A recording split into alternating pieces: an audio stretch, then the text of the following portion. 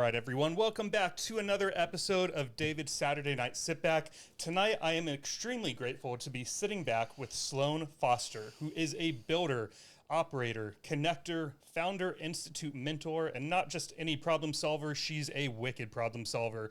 Sloan started her entrepreneurial journey around 2004, but has been working with startups and mentoring businesses for over 25 years.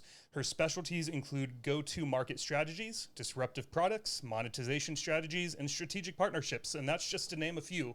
Tonight, along with learning about Sloan's journey into business, she is here representing 3 generations of entrepreneurs as the current founder of Sloan's Seasonings, coming at you in 3 different flavors: the Grandmother's Classic Garlic Blend, the Mother's Timeless OG, and the Fiery Spicy Twist. You and I met at a South by Southwest event back in March, and Sloan, I'm very excited to have you in the studio tonight. Welcome to your episode on David's Saturday Night Sit Back. Thank you very much for having me. Of course. Are you happy? I'm very happy. Happy to be here. I'm happy to have you. Your word for this year is awareness. How has that theme been going for you? Actually, very well. It's aware of many different things, aware of just myself and my own skin, aware of me as a woman as in this wonderful society that we're in, being more aware of my actions daily, being more aware of my connections and commitment with my time. It's just kind of going all the way around, I would say, very well. Yeah. And being aware to make sure I stay in contact when people say, let's do something. Yes. So, that's huge. Yes, that's very important. I would say in the context of time, I don't know if you saw a post I made a couple days on Instagram, but there's an exercise I haven't done since about 2019. And what I do is I keep my journal, that little guy, with me right at the hip for 7 days. And I track everything. So what time did I wake up? How much time did I spend drinking coffee to, getting ready? And it really is an interesting exercise to see, like, okay, what do I really do in a week? And it makes you just hyper aware. And I don't think you need to do it more than once every 5 to 10 years, because then you're pretty conscious of it from there on out. Right. But one of the reasons I do it too is just because you and me, I think, are both pretty busy people, and I saw one of your posts was about wanting to see the women in your life at least once a month, and even that can be hard to do because a month, 4 weeks can go by so dang quick, and before you know it, you haven't connected with whoever it was you wanted to connect with. Yeah, absolutely. Well, once a month could be a bit aggressive, probably, which I tend to do. I like to set aggressive goals for myself. But I will say that I staying connected and aware to relationships that I want, the ones that bring me value, bring me, love. I just recently spent a girls' weekend at my parents' house who were out of town. And I've been friends with some of those ladies for over 20 years. And we've gone through a lot of life. And I think I posted today, it's really amazing to have friends that see the versions of you that you've been through, right? And are still there and showing up and still love you. So that's awesome. It's a lot of fun. And then there are new ones too. So, but yes, people in my life I try and stay connected with and aware. You recently went on a 2-week road trip, correct? It was amazing. 4 national parks. Uh-huh. What if you had to choose, and this will be a tough question, I apologize in advance, was there any particular event or even moment that will just stand out as really special to you during those 2 weeks? I think my partner experiencing the Grand Canyon for the first time with me, and that one stood out. And then also there was this trail called Peekaboo, and in the Hoodoos, and it was absolutely stunning. Every time you went around a corner, it was literally peekaboo, and it reminded me of life's turns and stick with itness.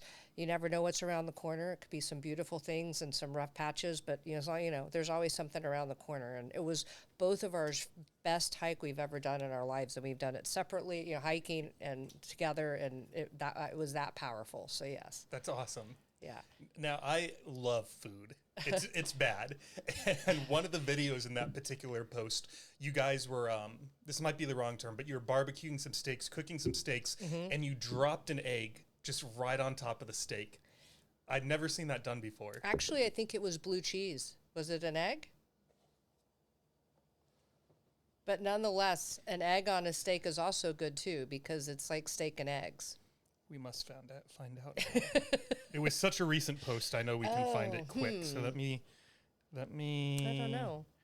see if I But can I'm a find foodie. it. While we talk about this, I love to cook. I love to watch cooking shows. And I love to take different ingredients in my refrigerator or pantry and make new things. So on this 2-week road trip, it was a cooking paradise. Some people don't think that, but I loved grilling and cooking. It could have been there. Um, and of course, with Sloan Seasonings, it's a natural. You know, I'll probably have to find it again, and then I'll comment on the post. But yeah, I'd never seen a eggs. I don't do too much of anymore. I just ate so many in my teenager and college days because they were cheap, easy source of protein. I'm sort of burnt out on them now. But that post, a fried egg with some steak, I thought that sounds sort of good. Yeah, steak and eggs definitely, absolutely is always good. Try some of the garlic or spicy on it too. You might change your opinion of eggs now. I might. This might be what gets me back into eggs again. It's just the right Absolutely. spices. You, I saw, and one other comment on your Instagram page. I saw a picture that said Sloan Ranch. Mm-hmm. Did your family, or does your family have a ranch? Kinfolk, which is a word we use here in Texas, had a ranch. So my grandmother, Sloan, who I'm named after, was one of 12 out of Gonzales, and she went to a one-room schoolhouse in Pilgrim, Texas. And her brother was a man named Cecil Ray. We called him Pee-wee. And he had a lot of property called the Sloan Ranch. And so we would go there for Sloan family reunions every year and hang out on the river. And that was, the once-a-year connection to the family. So I don't personally have one, but our family did, right? That's cool. And the Sloan has a lot of history to it in Gonzales specifically and around that area, and come and take it and all of that. Yeah. So Where were you born?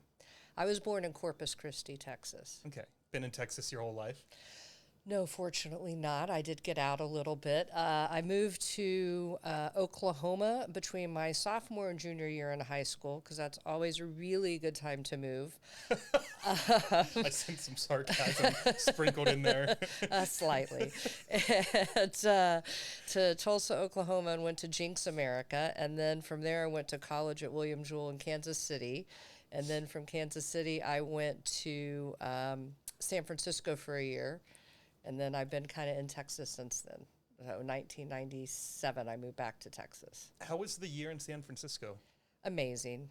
Yeah, if I hadn't have fallen in love, I'd probably still been out there. Yeah. Yeah. And you've been in Austin for about 16 years now, correct? Been here since 2008. As far as moving, I would drive a lot from San Antonio to Austin when I lived there. My first startup was in 2004, so we did quite a bit of work between the two cities. And so when I moved here in 2008, it was a natural fit. Yeah. Before we go any further, if you had to guess, knowing what we're going to talk about today, who do you think that you're speaking to, and what are you trying to tell them? That's a good question. I'm speaking to your audience, and what I think I'm trying to tell them is about my entrepreneurial and life journey, which I feel like from the stories people can just learn from. Keep trucking, keep moving through it, and there's always something to learn, be happy about, and be grateful for. Yeah. What was growing up like for you? I'm the baby of 3, so that gives you any indication. My sister's 10 years older. My brother is 4 years older. And my parents divorced young, so I was raised with 4 parents, essentially. A stepmother and a biological my father, and my stepfather and my mother. Essentially lived with my mother more and stepfather more full-time, so call him Dad. And would go visit my daddy and my stepmom Yvonne, so in Corpus. I have a stepsister as well, and it was a really probably, traditional time for that. Divorced parents, being raised by 2 different ones, going between. I started playing soccer when I was 6 years old. There weren't many girls soccer teams, in fact, none. I was the only goalie. I was the goalie on an all-guys team. So probably people in my age was kind of the normal. Well, My normal. Not, I was going to say your norm. What was that like being the only girl on an well, not all boys, but being the only girl on a dominantly boys soccer team? I just was like, let's do it. I had an older brother. I mean, like I was out biking, jumping over the plywood with the bricks, riding up the curbs. I wanted to play baseball like he did. I wasn't allowed to, so soccer was the thing to get, was good, and I loved it because it got my energy. I mean, I played for 25, 26 years, so. Oh, wow. Yeah. That's cool. And helped found the women's college team where I went to school that didn't have one in the year that I went. So it was a passion of yours. Yep, it is. And an outlet. Yeah. Yes. That's the gym for me. I mean, I like being strong, but also it's when I'm mad, that's where I go. When I'm sad, that's where I go. It's an outlet for sure. Yeah, now I run. I quit when I was about 25 because I thought my body needed a break from it after playing for that many years. And I played, actually I quit when I was 30, I should say. And so then when I turned close to 50, I decided to pick it back up because, when we turn 50, we should go do all the things we missed from our youth because our body's perfectly ready for it. And it was great. I was scoring a goal a game until I blew out my knee playing on turf, and I realized playing on grass is much different than playing on turf. So I feel for the athletes today in that regard. Yeah. So, fast forward to when you graduated high school. Did you have, was your, was Sloan Seasonings already in existence through your grandmother? No, I just launched at the end of July. She actually started making it 60 years ago and would just give it to people for gifts and stuff. Gotcha. So that was one thing I wasn't clear on, was it was never an official business. It was something that she made, she put together the ingredients, and it was a gift. She got actually the recipe from somewhere and it's been altered, right? It wasn't even kind of her original recipe. This particular one is. And she would give it as gifts, and it was her go-to seasoning salt. She figured she could make it better than what she could buy in the store. She was a very resourceful woman. They grew their own food. Half their backyard was a garden. She was a real estate agent. My grandfather owned a pest control company. So very entrepreneurial, but didn't think about actually seasoning salt because women couldn't even get bank accounts with their own name on it at that point in time, right? Right. So the idea of doing something like that wasn't really in the forefront of her brain. So that's how the garlic started. So when you graduated high school, to the best of your recollection, because I don't know if I remember where my mindset was at when I graduated high school exactly, but did you have any idea where your future was going to take you? Was college on the horizon, or what was sort of your thought at the time? Do you know? Oh, college was not a question on if we were going, it was where we were going. Gotcha. So that was not an option, and I had earned a leadership scholarship and a later soccer scholarship, and a few others to the liberal arts school I went to. So I had no idea really that I wanted to be an entrepreneur at the end of the day. I think in college I wanted to be a reporter or a radio host. So imagine that, going back again to the things we from our past. And then I got hired at the Gap. My senior year in college for their work-study program, which was a phenomenal opportunity. I got paid, I got to put money away in a 401k, and I got management skills. Yeah. And from there, I wanted to go to the corporate office because I didn't want to work retail hours or in a store my whole life because my parents had a few retail stores, so this is not far from my genesis of my childhood. And so that's when I moved to San Francisco. And then from there, just kind of went to all different directions. Not in radio, not in television. Yeah. And later, not in retail. When what year did you graduate? Just so I can sort of put a mental timeline, because I have a few dates in here. Sure. High school 1990, college 1994. Gotcha. Oh, gotcha. Okay. So what sort of happened between 94 and I guess in looking at your LinkedIn, sort of 2004, when you got your first job as the chief marketing officer with Amita? Mm-hmm. Company I co-founded. Let's see, what happened? That's a good question. I was just telling a couple of these stories yesterday. The city of Austin, I was teaching a leadership class down there, instructing one, I should say. At the Gap, I came up with a really cool idea during their assistant managers week. thinking that that idea would get me to the corporate office. Because again, that's where I wanted to go. That's where you make real impact, right? In retail, I suppose. I mean, not I suppose you do. And so I came up, and at that point in time, if you knew the Gap, if you're of age to recall it, no matter what Gap you went into, every employee in there was blonde hair and blue eyed. They had a brand that they kept with. And I came up with, and then the Gap I worked in was down from the Market and up from the Castro in San Francisco. And we had them in Harlem, we had them in Chinatown, we had them, basically they were all over. And my point at that in my paper was we should be hiring to the demographic of the Gap, as people buy who they feel comfortable buying from and who look and look like them at the end of the day. People want to do business like themselves with people like themselves. So I submitted this idea for basically what was then a diversity, equity, and inclusion division in 1994, what is now considered that today probably. And they hired a man who had been an associate manager to run it. And I got a Waterford pin. I was never asked to collaborate. I was never brought in for conversation. I was never brought in for any roundtable. They took that idea and quote unquote ran with it. And from there, I have no idea if there was any correlation between that and the stock going up and them having a successful run. But if you noticed after that, that they hired to the people in whatever diverse area they were in, it seemed like. So I left after that because I realized I wasn't going to get where I needed or wanted to go with that organization, and quite frankly with the ideas and the way that it was going. I didn't find out till about maybe 5 years ago that if I had stayed in Kansas City, I could have gone directly to corporate and avoided all of this. It would have been nearly a fun story to tell, right? And I'd be somewhere different, and that's not necessarily where I want. That's not where I want to be. So from there, I visited my family in Texas on a vacation. I met my then first partner and fell in love, and as one would do in college, immediately left my life in San Francisco and moved to San Antonio because I was in love, and that's what you're supposed to do. Right. And so I moved to San Antonio and was in retail and decided I didn't want to work retail and be off weekends while she was off weekends, or be on working weekends while she was off weekends.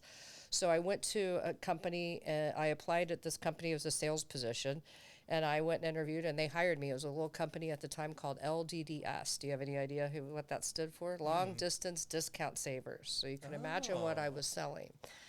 The long distance, which had been deregulated from Bell and AT&T. Like you had two main companies, and they sold it, and then the deregulation happened, and you had all these little companies kind of pop up, and that was when long distance was on one network. I'm aging myself, but I've already done it. Long distance was on one network and your data was on an entirely different network. Forget that it's all on the same one now. Oh, and your video was probably on a third network, right? And every one of them had bandwidth, and you had load balancers. Anyway, all of that stuff. So I went to work there and became number 4 in the company, and was given, after a year, my options vested. I saw what was going on. They had acquired 40-something companies in the 3 years I had been there. They had just recently acquired MCI, which was the largest long-distance carrier at that point in time, and we were number 2. So I wasn't a business major. I went to a liberal arts school, communication and psychology. But I'm like, this math does not add up. If we were in sales and we have to go out and sell to people, but we just bought the biggest company, who do we sell to? Right. I mean, who do we go get to buy our service? And they were starting to book stuff that wasn't selling in our particular location. And they had all these back office meetings going on and all of that. And I just looked and assessed. I was like, this isn't right, and there's something going on here. So I called my dad, again, being in my 20s, looking for some advice. And he's a wonderful man who was very committed and loyal to his company that he worked for. And he was like, you're supposed to stay for 25 years. I was like, no, I'm not. And I was like, at least stay for 2 until you're vested. I'm like, no, I'm not. I tell you what, you write me a check for what you think the options will be worth in 2 years and I'll stay. Otherwise, I'm going to take my third and go, because this is not going to be in a good place in 2 years. And literally, I cashed out my stock and it went up 1 cent, and they went downhill. Bernie Ebbers was sentenced to jail. He died in jail, the CEO of the company. There was a lot of an affair. They were kind of the other Enron. So I had every manager call me in before I left, telling me I was stupid for leaving money on the table, and I had every one of them call me afterwards asking me for a job that I had gone in and had the conversation with. Right. So from there, I went to go work at little startups because I figured big companies, like, I didn't really necessarily like that environment after we had acquired 40 something and not being able to have the contribution and the impact and just be a cog in the wheel Right. at the end of the day. So I went and started working at small companies and went and work at this integrator, and we were selling all of this data phone stuff systems to military bases at the time when 2001 hit, and and you used to be able to go into the military bases from multiple locations, but then they had to secure the perimeter after 2001. You now only go in one, you hand your ID, all of that, and they needed perimeter. So we were putting together video solutions over with all of this different equipment. Like, imagine like 6 different pieces of equipment trying to get them all to work together. And we came up at that time, Armida Technologies came up with the idea of creating a controller that took in analog cameras, wireless cameras, and internet protocol cameras, and wirelessly sent video to the other side for these particular military bases. So we got launched, we had distribution. So I was a co-founder with 2 other people in that. And we grew it and raised money. And then 2008 hit. Excuse me. And is that part of the reason you decided to start your own consulting firm in 2010? Because we merged with a company here in Austin, which brought me to Austin. And, side note, the partner I had fallen in love with, which moved me from San Francisco to San Antonio, passed away in June, 6 months after I launched the first company.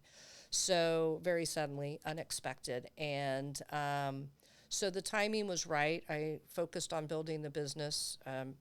And hindsight, didn't give myself enough time to grieve, and then moved to Austin and merged with another company here. And then when that company didn't take the product forward, I decided to go out and consult. So I saw a lot of companies need kind of a strategic mind, a marketing mind, that sort of thing. And that's why I went out. And most of that mindset, you had a couple of different jobs in between as well. Was it Ameritrade? And when you started your firm in 2010. So a lot of what you learned, was it just by doing? Because you said it yourself in school, you were a communications and psychology major, correct? Mm-hmm. So you just got to see all these ways that businesses ran and basically came up with your own sort of set of like strategic do's and don'ts in a way. Right, being able to see the dots multidimensionally. A lot of people can see one dimension or two dimension. I have the ability to kind of fortunately see multi-dimensional when I look at something. So, and I think all of that definitely provided that experience. In college, I was in a foundations program, an honors program that had just been developed the year I went, called Foundations. And it was a true interdisciplinary approach to traditional classes. So, not to get too in depth, but it was 6 out of 8 semesters, and our last semester brought all of the things that we had learned prior to that, and we had to solve the malaria problem in Sri Lanka from a political, cultural, environmental, economical, all of that perspective. So if you take that kind of in its context, that's the way that I think about other problems, or think problems and think about business, is how to approach it that way. Did you have any fear around starting your own consulting firm? Oh, yes, of course. I have fear a lot. What was the biggest one? Money? Just not being successful. Money. Making the bills, being able to pay the bills. But it's just. I also know that I wouldn't have been my best self if I had stayed in something consistent and gone and done the traditional route, if you will. Yeah. Yeah, I was listening to a show earlier this week, and it was talking about how, if you're stuck in and I'll turn this into a question for you in a second, but if you're stuck in the 8 to 5, she was saying, like, she didn't have the fear to sell everything and go sleep on her parents' couch or her roommate's couch and be living in poverty for the first year. She sort of needed to come up with an exit plan, and maybe it, only got her $100 the first month and then $500 the second month, but build it into something where she could safely exit her company and sort of get out of the corporate world. But for you, do you have any advice after, running your own firm for 14 years, any advice for someone who, is thinking, I'm in this 9 to 5, maybe it's okay, or maybe they even hate it and they're miserable and they sort of want to exit, but they're not sure what that looks like? Sure, that's a great question. Well, being a mentor at Founder Institute, I would say do your customer development, right? And for me, it was stressful and difficult, which is kind of why I'm doing what I do now, which is still I mean, not consulting, but helping founders and CEOs in a different way. I think marketing became very saturated, and the idea of marketing became very misrepresented by different people. So it's very hard to continue as a go-to-market or a marketing person because some people think you're getting branding, some people think you're getting communication, some people think you're getting graphics, some people think you're getting social media. So taking that for someone else is what is your niche? What is your product? And what are you offering? What problem are you solving? And is there a problem to solve that someone will pay for? And those are the three, that's the genesis of the business. So if you can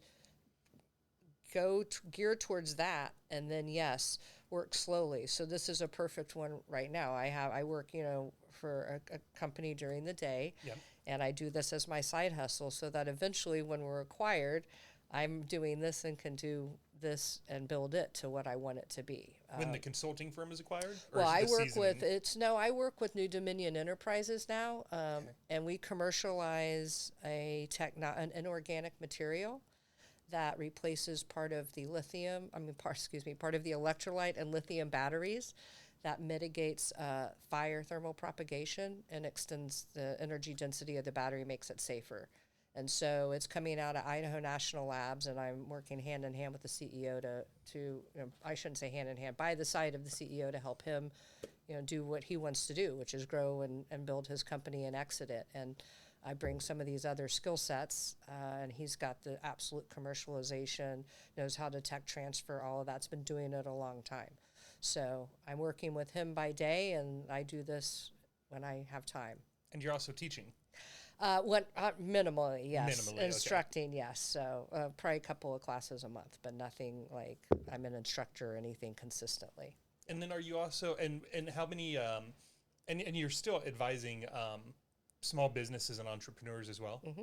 Yeah, you see, pulled in all sorts of different directions. Well, it's all kind of the same thing, right? Yeah. At the end of the day, it's just where do you apply the resources? It's really building and being there and moving things forward. So I don't see it as being pulled in a lot of different directions. I'm not the chemist at the science company. That's true. Right. Yeah, right. Right. I bring a business strategy mind. This is the chemistry challenge sometimes when an ingredient changes or whatever. But at the end of the day, it's the same skill set just across different things, right? Customer development, customer discovery, strategic partnerships, and going and executing. Yeah. So. Sloan Seasonings. Let's talk about that for a few minutes because Sure. I definitely don't want to overstep it. Was it you that decided to turn it into a business, or your mom, or when did this go from a family gift to something we're going to sell and monetize and turn into a brand? Good question. One of my projects had ended last June, I guess, and Mark Nathan, if anyone is in the CPG or tech industry here in Austin, where CPG knows him, and he's just been a godsend for the CPG community, was putting on through Naturally Austin and a women founder event. And he said, "What are you going to do?" I said, "I'm thinking about launching my Grandmother Seasoning salt." He said, "You'll be there July, I think it's 27th. I need to look and see what the anniversary is." So I was like, okay, I'm doing it, which I very much at the time was like, but very much appreciated it because it, quite frankly, had been something that when I ended my last opportunity, I was like, then my next something, I want to dig my feet, I want to really dig my hands in, and it's got to be something that's like pretty obvious and right under my nose. Literally, it was right under my nose. And I think the timing is right. The passion is there, the story is there, the flavor is there. Everyone loves it. People said my spicy's better than tahini, and my grandmother's garlic is, garlic powder on steroids. And I think so it just evolved into it. And without that pushing, if you will, and someone setting a date, you don't ever do it. So kind of back to your question about what advice would I give is, put a plan in place, set a date, move towards that, and put a goal, because otherwise you're always going to keep pushing it off and be like, oh, I'll do it next year, I'll do it next year, I'll do it next year. So I just really did the packaging myself through Canva, did the label, did all of that, and came up with it. Interestingly enough, I have my grandmother's recipe, even though I'm named after her. I didn't get it till she was close to her passing away, so I wouldn't have been able to do anything with it. And she swore to her grave I wouldn't give it to anybody, so that's a whole other conversation. But when I was mixing, you can see the colors are different, and I was like, those don't look the same. Something's wrong. So I don't know how many of this batch I actually threw out, because this is the one I was used to getting from my mom. And I called her and said, hey, why is yours different? Well, it's not different. Maybe it's the measurements, because the measurements in 1940 when she wrote this out, or 1950, were different than the measurements today. Right. And my mother is frugal, and if smoked paprika's on sale, she's going to buy smoked paprika versus regular paprika, right? And so it took a long time to get there, but that's how the genesis of it. And then I went to a CPG event, again, that Mark Nathan puts on, and I had these little taster samples to hand out, and this woman there said, I handed it, and she said, do you sell wholesale? Yes, as any entrepreneur would say, and figure it out later, right? Yep. This may be a new market I hadn't thought about. And it turns out it was Ukwazi macadamia nuts, Nicole, who is over there helping them grow. And they were looking for a new flavor for their nuts and to expand their business. So they tested it with their macadamia nuts. They import them from Africa. 100% of their proceeds go to provide scholarships to men and women over there. And we talked about a wholesale relationship. I can get into that interesting conversation about how I had to be integritous with myself, or not had to, but chose to, and move forward and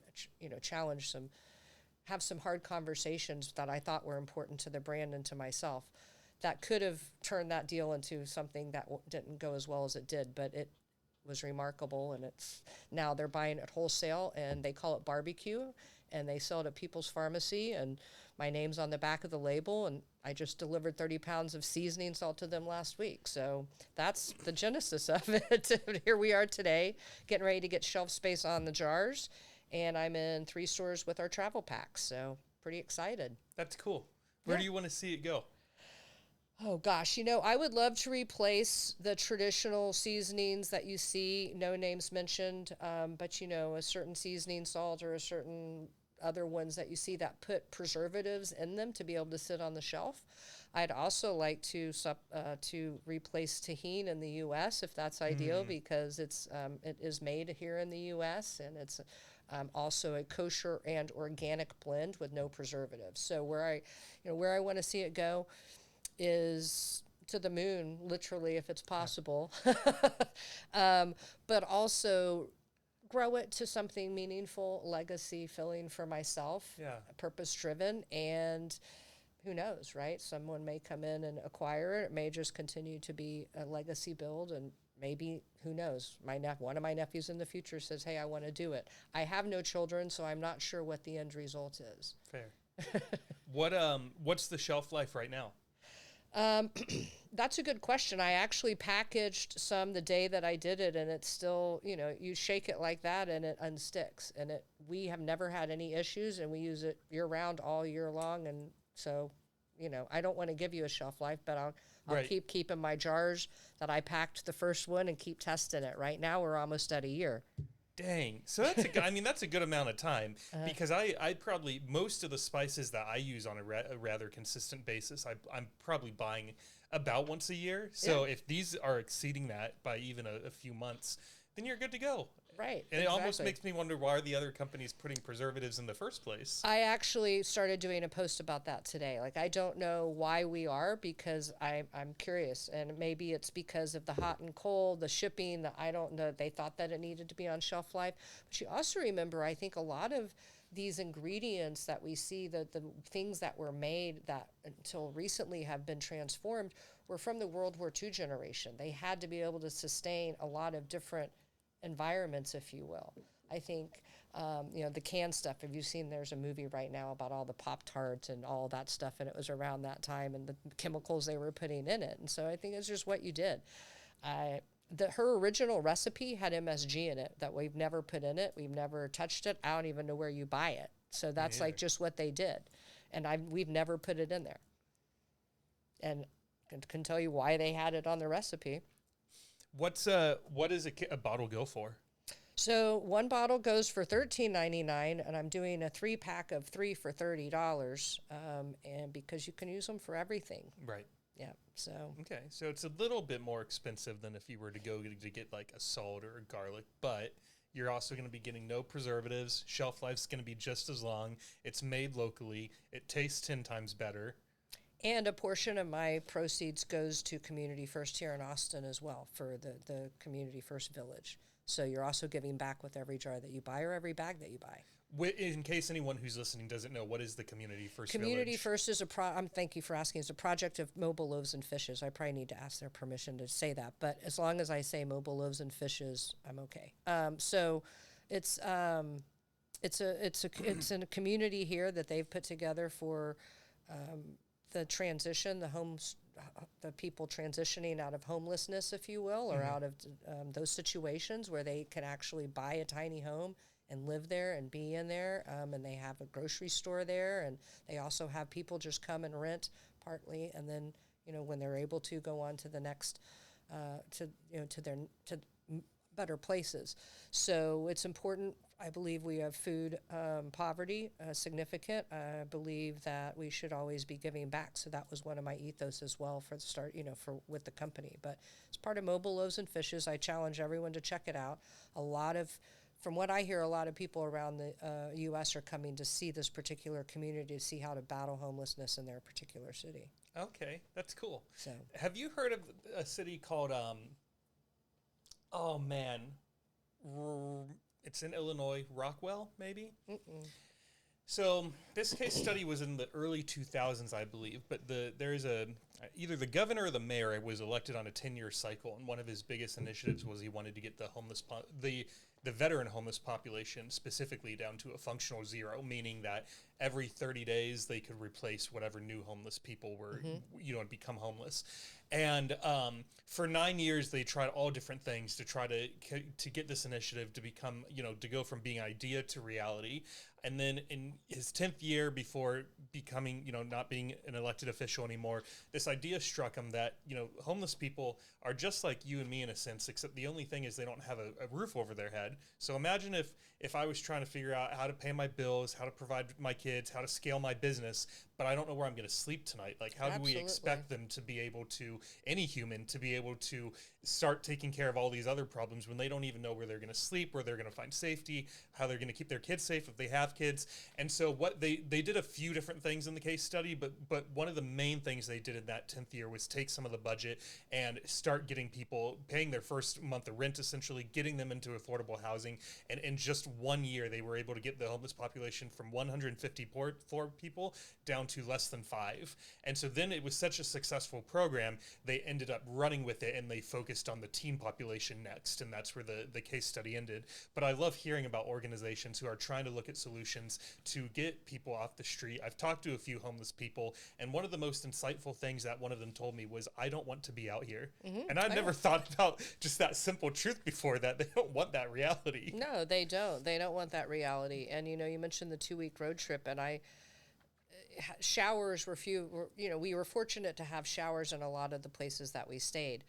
But I know how I felt after not having one just for 2 days out in the grime and the elements and all of that. And I can't imagine. I just could not. So, where I want this to go, maybe eventually I want to build mobile showers so that people can have a shower and feel better, because, that is something that also inspires people, right? Food, shower, Yep. and food, roof, and shower, clean. Like, those are the 3 things I think you can transform lives with. That's an awesome vision. Right? That's an awesome vision. Hope so. Yeah, I mean, that's so cool. Whew. All right, well, I'm buying your spices exclusively from now on. Well, thank you. I appreciate that. welcome. Yeah, we certainly, want to give back. None of us get here alone. It takes a village, and we're all just fighting every day to make it through. So if we can make, lives a little bit easier all the way around, then we can.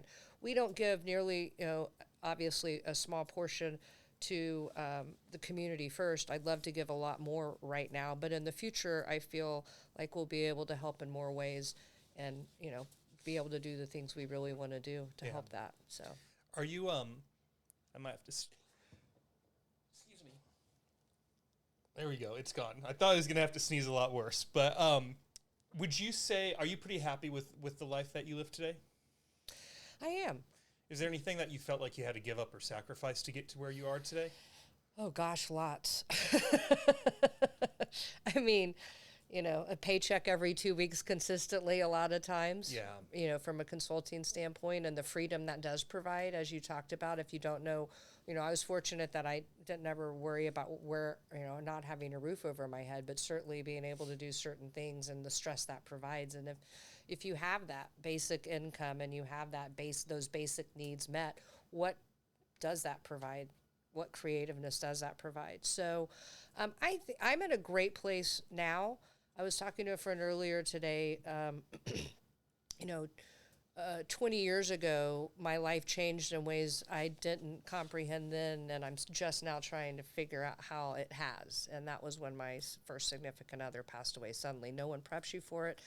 No one tells you that we didn't know anything was going to happen, and it literally happened within, essentially a very short period of time, a day. And so I'm happy where I am now, but I've had to sacrifice some things, and I've gone through pain. We all have, and we all have stories. Yeah. And, I think the thing is just to keep moving forward at the end of the day. So I'm really happy about where I am here in Austin, about the community that I've built, the friends that I have, what I have made it through, what I have sacrificed and made it to the other side of. Yeah. And I'm very fortunate. I have 3 of my 4 parents still alive, and not many people can say that either. So, and my siblings. So those are all important things. Yeah, yeah. Do you remember, you mentioned a few of them as you were talking, but do you remember if there is anything back 20 years ago when you were first going through that grieving process that you did to keep things moving forward? Just, yeah, that's a good question. I'm a doer, so just doing something every day was moving it forward. I don't know that that's necessarily the healthiest sometimes, because being still also brings a level of other things. But I remember there was a show called, on NPR called This I Believe, and there was a woman who had written about her husband who was shoveling snow off the roof and had fallen and passed away. And I had heard this shortly after Kim had passed, and she said to allow people to do for you. I wish I would have allowed people to do more for me, because I am such a doer and I have a need to do things that I think I would have been better serving myself if I had allowed myself to let people do for me more, because it also helps them to heal and that sort of thing as well. Yeah. So there you go. But there's a great book called The Year of Magical Thinking. I highly recommend anyone read who's gone through significant loss. Her name's Joan Didion, the author. She wrote it about her own, and it's just a magnificent healing book. And I don't recommend going through the pain again, but you have to go through it in order to kind of get through it. And this book definitely was a connection of not anything anyone had known before. And when I read it, I was like, oh my gosh, this person gets it, right? Yeah. I mean, I was 32 years old. There weren't a lot of people that had gone through what I had gone through at that point in time. Yeah, that's a good point. I'm a little older than that now, and I was thinking about that the other day. I have this app on my phone. It's a little crazy, maybe, but the only thing this app does is it sends me 3, maybe 4 push notifications a day, and it says, "Remember, you are going to die." Yeah. And I was thinking, it hit me while I was. Most of the time, I just ignore it. To be honest, it's almost white noise at this point. But I was getting in the car to go somewhere, and it sent the push notification out. And you're like, turn back, turn around. Don't It's go. a sign when it hits you right when you turn the car into drive. But yeah, no, I to your point, I was just thinking that I've been blessed that I haven't really gone to many funerals. I went to a few for some like great grandparents when I was a kid, but I barely remember those. I didn't really even know them, so I feel like they don't really count. And it's something the only way I know how to be ready for it at this point is the fact that I am thinking about it. And I don't think, for me, I like those push notifications because it does set in that reality of, for me personally, that's to make sure I'm doing everything that I'm doing, taking advantage of every minute, like what we were talking about earlier. just so that when I do die, I don't necessarily have like any, if I know death is around the corner, I'm not afraid of it or fearful of it. But I don't know, even in my own circle, I found myself sort of aligning myself with people who are living some pretty extraordinary lives. And I think if something tragic was to happen, it would make that grieving process a little bit easier, just knowing that they're putting their best foot forward every day. Yeah, absolutely. Well, it certainly shaped my life and the way I approach it. So you asked me if I had any fear about going on my own. Not really, because I had sort of, when you're at the rock bottom and you've faced a bunch of fears you didn't ever expect to, and you've made it through, you can get through some stuff. So I definitely think, it teaches resiliency at a different level. It also teaches awareness, as we talked about on the podcast, at a different level. And that's really where I wanted to use that word this year of the fact that life is short no matter how long it is. It's still too short. It's fast. And it's fast. And it's like my CEO says, it's like an hourglass. He's 75. And he's like, the longer you live, the faster the sand goes out the bottom. And so making sure that I'm making the most of every moment, really. And, I'm fortunate I've found love again. I'm started a company, and I'm working within a great technology and new dominion to be able to solve some very complex problems on this planet to hopefully leave some legacies all the way around. So, yeah, I think I'm in a happy place. Good. I'm glad. Yeah. You have a video on YouTube as we wrap things up here. And oh gosh, I haven't gone there in a while. You what? It's up there. I found it. Note to self. And you talk about 5 mistakes that you often see people make in business. And I'm wondering if you see any one of these more than the other, or if it's sort of an even split across the board. And the 5 pitfalls are lack of market research, not having a clear value proposition, lack of understanding, wrong hiring decisions, and failing to pivot or shift. Mm-hmm. I think all of those kind of happen at different times, but I'm going to say probably failure to pivot or shift is probably one of the bigger ones, because, as I said, the market kind of tells you where you want to go. I was like, oh, seasoning salt, do you wholesale? Sure. Now, of course, you have to stay focused, but at the same time, I think the market also, if you don't do your customer research and your customer validation, that becomes one that you're doing pretty often. So those kind of all go hand in hand. But I would say it also is probably because I'm working with idea founders at Founders Institute, and they're validating ideas. And so pivot and shift, like there's a nugget there usually. It's just figuring out where it is. Yeah. And where the right customer is for it. What is the Founders Institute? Founder Institute is a global accelerator program for entrepreneurs who have ideas to validate their ideas, and a sense of teaching them how to get their product or service to market and be able to pitch investors. So elevator pitches, precise 3-minute elevator pitches, business modeling, legal stuff, all of those sorts of things, but mentors to help them get their idea to market. So this year we've got a gentleman who's sold a lot of money and owns a flooring company, and he spends apparently 50-something% of his time just doing tasks that have nothing to do with his flooring company. And he's taking the technology best practices that exist in many other industries that have optimized that industry for better time utilization, and bringing that to the flooring industry. So we have a woman who's been in the equestrian field, and lameness is a problem with horses, and she wants to bring technology to solve that problem for horses. So it's inspiring because you see people solving problems in their fields, and I enjoy it because I can bring my skill set that is vast and depth, that gives them a piece of information that they can go move forward to move their idea forward, or a few pieces of information, right? Yeah. Do you find that people have a hard time articulating their business proposition in 3 minutes? Oh, yes. And they also try and sell their business, right? There's a difference between me selling this and say, it's tasty, versus it's Sloan Seasonings, 3 generations, launched at the end of July. We're in 5 stores. That's a different thing. Those are 2 different conversations. One is a selling conversation, and one is a pitch to strategic partnership or investor. And so we all have a lot of problems selling our own stuff because we believe in it so much, versus just giving us minimum amount of information to get people interested. Yeah. It's kind of like dating apps, right? You want people to swipe, and I think I saw one of your posts like dating apps. Okay, we can go there. But you want to get people interested to get to the next step, and if you don't, next on to the next Right. one. You want to make it pretty quick. You don't want to waste your time. Right. So that's what the elevator pitch is about.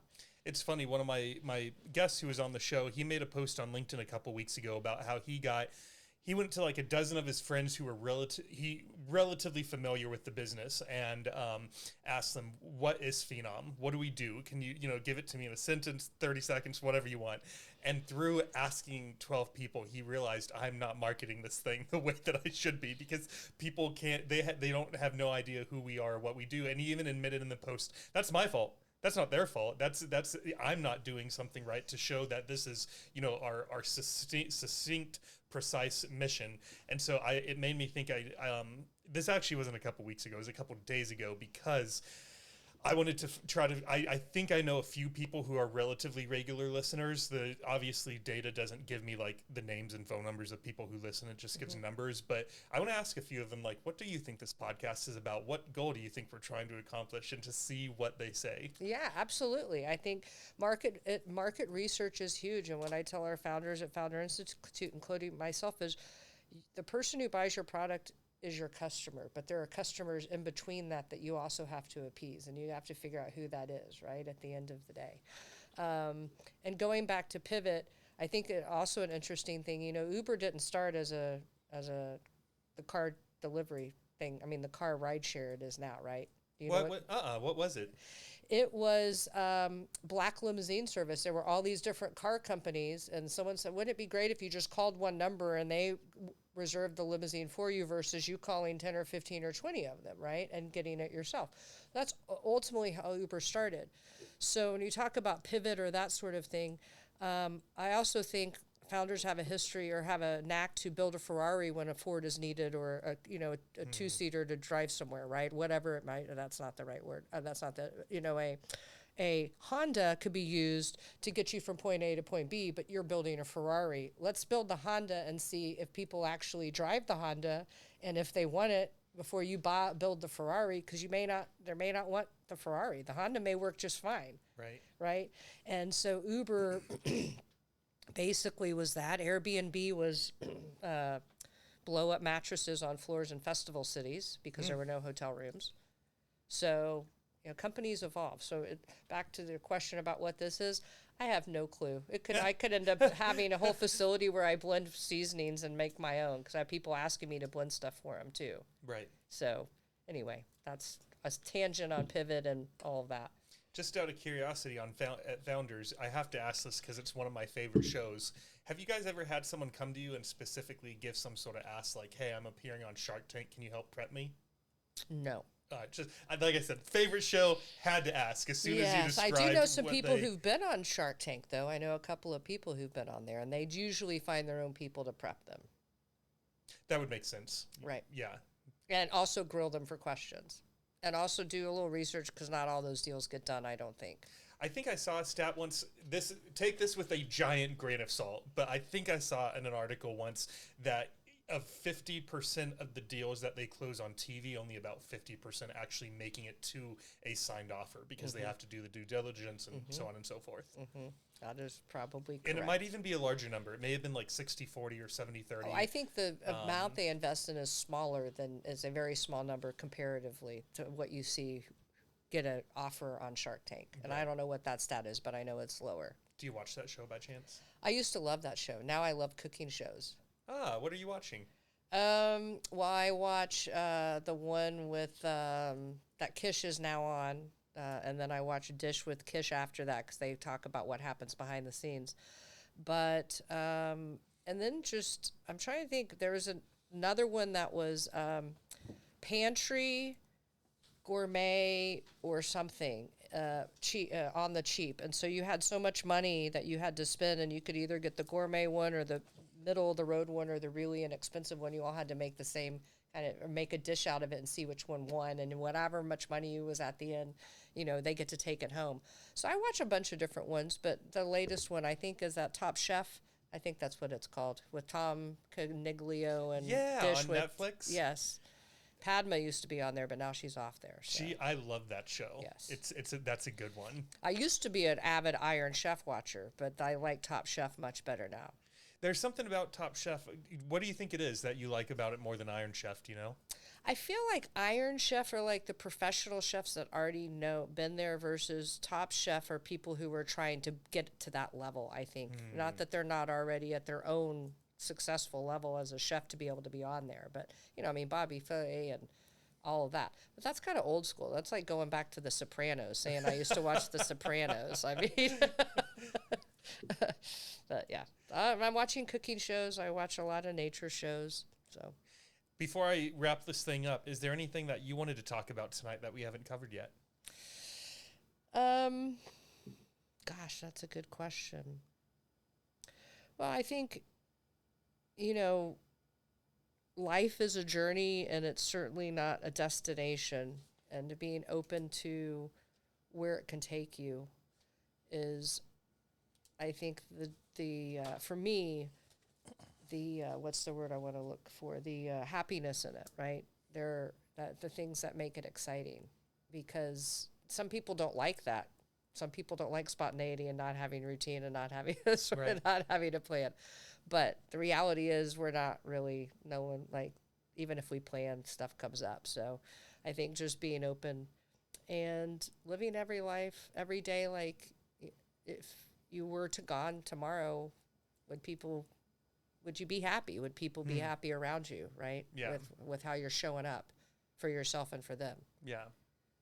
I heard, I listened to a ridiculous amount of podcasts, so I'm sorry I'm quoting probably my second or third one, but I heard someone say that true agency is putting everything through the lens of, would I be doing this if I knew I was going to be dead in 6 months? Mm-hmm. And I actually just ended a friendship with someone recently. It wasn't really a friendship, to be honest. I parted ways with an acquaintance because when putting it through that lens, I thought, well, I'm probably not going to be dead in 6 months, but when I do put it through that lens, this is someone who I just don't have time for, and they're dragging me down and they're slowing me down, and we just don't fit in each other's orbit right now. And it was a tough conversation, but I think it was good to be had, and I think at the end of the day, it will probably do us both good because it will allow us both room to go chase whatever it is we need to chase with that extra time, and maybe we'll come back together in the future when it's more appropriate, but for now, it was... Well, that's very admirable you did not ghost your acquaintance, because a lot of times that happens, right? I would not do that to someone. Yeah, I think that's a big part of it, too, is that doesn't mean go ghost everyone in your life that you think shouldn't be a part of it. I wanted to sit down with this individual and let them know exactly what my line of thinking was and why I don't think it was good for us to be in each other's orbit, and they took it decently, and it was fine. I think... when we're authentic and we're transparent, people should take it. Well, yeah, of course it stings and it's painful, but it's better than creating whatever story you have in your head and taking it personally, because I'm a reformed people pleaser. So, like thinking stuff in my head, what did I do? What could I have done better? Da, da, da, da. Like, it's tiring. It's exhausting. So really being aware and transparent and authentic with communication. I was talking to the good girlfriends, my dear friends this weekend, and I was explaining someone, and I was like, and they're like, well, they're not really a friend. And I was like, we don't have a word for between acquaintance and friend. Because there are people that are more than acquaintances, but they're not going to be my top 10 people I call as my friend, because those are people you're like, when you say your friend, that's what you envision, right? Or those types of people. But I have a lot of people in my life who I am friends with, who are not that and not that. So what is it? What is it called? Like, is dear friend enough? And then friend, and then acquaintance, and then best friend, and then BFF. I mean, I would like to come figure out, like, that was the big thought for the weekend. What word is that middle word? Yeah, it's actually funny you say that, because there's someone newer that's been going to the gym at the same time as me, and we've been talking. Our schedules are almost identical, and so the other day we talked for an hour before starting our workout. We got there at the exact same time. Wow! And I said, well, after this conversation, did we just cross the line from strangers to acquaintances? And he's like, oh. I thought we were friends already. It's like, oh shit, my bad. We're down the fast track here. We'll be married in 2 months. No. Whoops. Yeah. Well, one, impressive that you talk for an hour at the gym. When I go, I am like, get in, get out. I'm still running a couple of days a week, and I'm getting back into the gym, and I want in my 30 minutes of weights, and I want to be out. So I don't talk very much at the gym. I'm like very focused on what I'm in there to do. So that's impressive that y'all talk for an hour. It really depends. I can be like that. If it was on a weekday, that never would have happened, but it was on a Saturday or a Sunday. Like I said, we literally pulled up at the exact same time. We started it started with hello, and then I looked at my phone and I said, we've been here for 55 minutes. And he's like, really? He's like, yeah, let's go inside. See, being open to the possibilities. This may be your new BFF. It could be. Yeah, it could be. You never know. So yeah, I don't know.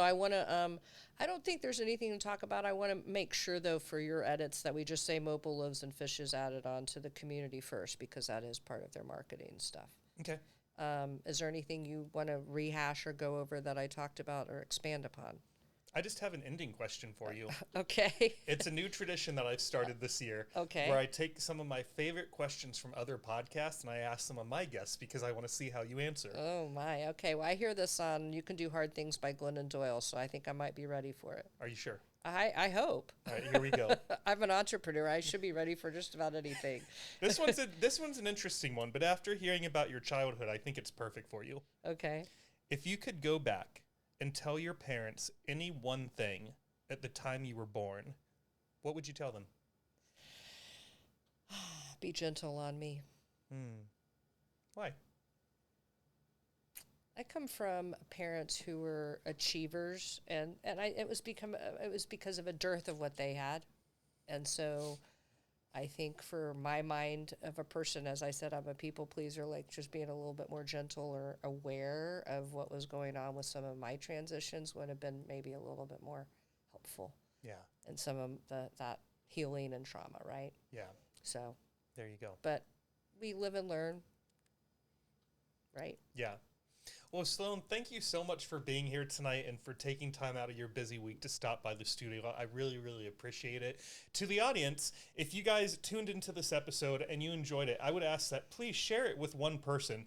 I mean, this one could go out to so many people. It could go out to someone who's maybe wanted to start their own business, but maybe hasn't been able to find the courage to, someone who maybe has an idea such as some family seasonings that they think is small and they actually could turn into something big. I mean, we could probably touch on 5, 6, 7 categories of people that could get something out of this episode. So if you enjoyed it, send it to one person that you think is applicable, ask them to give it a listen. And in the meantime, I hope that you all stay healthy and happy, and we will see you guys next Saturday. Bye, everyone.